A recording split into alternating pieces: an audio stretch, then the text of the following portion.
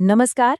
अगर आप किसी भी कॉम्पिटिटिव एग्जाम की तैयारी कर रहे हैं तो आज का ये टॉपिक आपके लिए बहुत बहुत ज़रूरी होने वाला है। आज हम भारत के जो बड़े बड़े स्पेस सेंटर्स हैं उनको समझेंगे, वो भी एकदम आसान भाषा में। तो आज का हमारा सफ़र कैसा रहेगा? सबसे पहले हम भारत के पूरे स्पेस इकोसिस्टम को देखेंगे।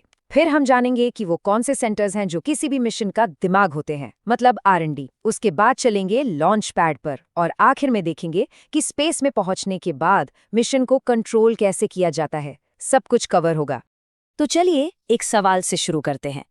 कभी सोचा है एक रॉकेट जो सिर्फ एक आइडिया होता है, एक व्हाइट बोर्ड पर एक ड्राइंग, वो हजारों किलोमीटर ऊपर पृथ्वी का चक्कर कैसे लगाने लगता है? मतलब ये सफर कैसे तय होता है? बस इसी सवाल का जवाब समझिए भारत के पूरे स्पेस प्रोग्राम की कहानी है। और इस कहानी को समझने के लिए हम एक मिशन की पूरी लाइफ साइकिल को फॉलो करेंगे। मतलब बिल्कुल शुरुआत से, पहले आइडिया और डिजाइन, फिर उसे बनाना और टेस्ट करना, फिर लॉन्च और आखिर में उसे ट्रैक और कंट्रोल करना। इस तरह से हर एक स्पेस सेंटर का रोल क्या है वो बिल्कुल क्रिस्टल क्लियर हो जाएगा।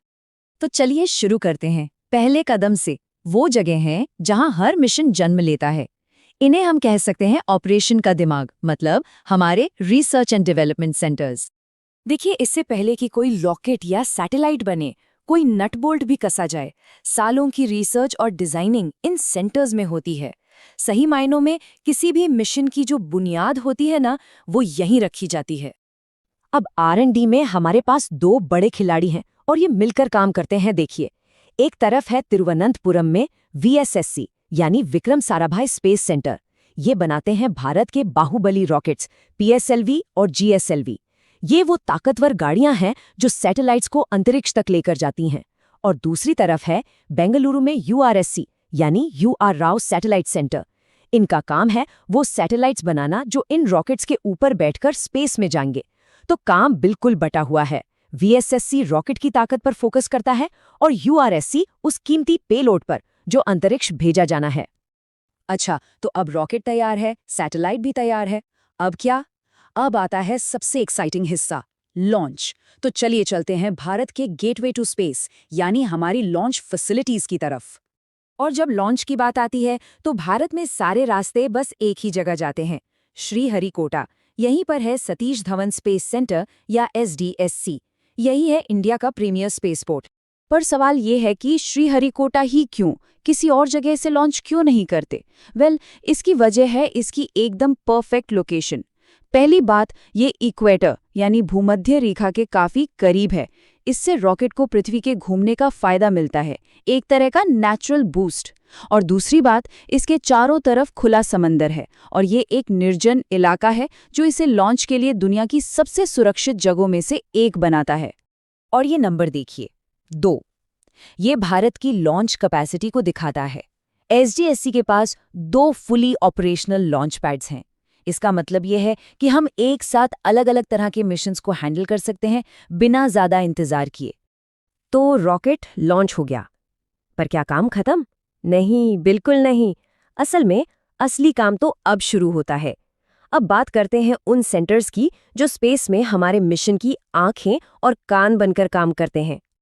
और इस काम को करता है आइसट्रैक यानी ISRO telemetry tracking and command network. ये एक ग्लोबल नेटवर्क है जिसका बस एक ही काम है, ये पक्का करना कि हमारा सैटेलाइट या स्पेसक्राफ्ट पृथ्वी से निकलने के बाद अपने सही रास्ते पर चले और बिल्कुल ठीक से काम करता रहे। और ISRAC का मतलब सिर्फ एक ऑफिस नहीं है। हाँ, इसका हेडक्वार्टर तो बेंगलोर में है, लेकिन इसके ग्राउंड स्टेशन वो पूरे भारत में और दुनिया भर में फैले हुए हैं। मॉरिशस, ब्रुनेई, मतलब हर जगह। ये सच में ग्लोबल ऑपरेशन है। और ये एक फैक्ट है जो सबको, खासकर एग्जाम्स के लिए जरूर याद रखना चाहिए। यही वो ISTRA का नेटवर्क था जिसने हमारे मंगलयान को 650 मिलियन किलोमीटर से भी ज्यादा का सफर तय करा के बिना किसी गलती के मंगल तक पहुंचाया था। ये इसका सबसे बड़ा अचीवमेंट माना जाता है। तो चलिए, अब तक हमने जो भी समझा उसे फटाफट से समेटते हैं। एग्जाम के नजरिए से देखें तो ये आपका एक क्विक रिवीजन गाइड है। इसे याद रखना बहुत ही आसान है, बस 4 नाम और 4 काम। VSSC रॉकेट बनाता है, URSC सैटेलाइट बनाता है, SDC शार श्रीहरिकोटा से लॉन्च करता है और ISTRSC स्पेस में उन्हें ट्रैक और कंट्रोल करता है। बस इतना याद रख लिया तो मेन कॉन्सेप्ट क्लियर है। और ये जो पूरा इकोसिस्टम है वो कुछ ऐसा दिखता है। सब कुछ एक दूसरे से जुड़ा हुआ है। VSSC के रॉकेट के बिना URSC का सैटेलाइट कहीं नहीं जा सकता। SDSC के लॉन्च पैड के बिना ये दोनों जमीन पर ही रह जाएंगे और ISTR के बिना स्पेस में ये सब खो जाएंगे। हर एक हिस्सा जरूरी है और यही टीम वर्क भारत के स्पेस प्रोग्राम को सफल बनाता है। और अब आखिर में एक सवाल भविष्य के लिए। हम देख रहे हैं कि स्पेस सेक्टर अब तेजी से कमर्शियल हो रहा है, प्राइवेट कंपनियां आ रही हैं, तो ऐसे में क्या लगता है भारत को भविष्य में किस तरह के नए स्पेस सेंटर्स की जरूरत पड़ेगी? ये एक बहुत ही दिलचस्प सवाल है, इस पर सोचिएगा जरूर।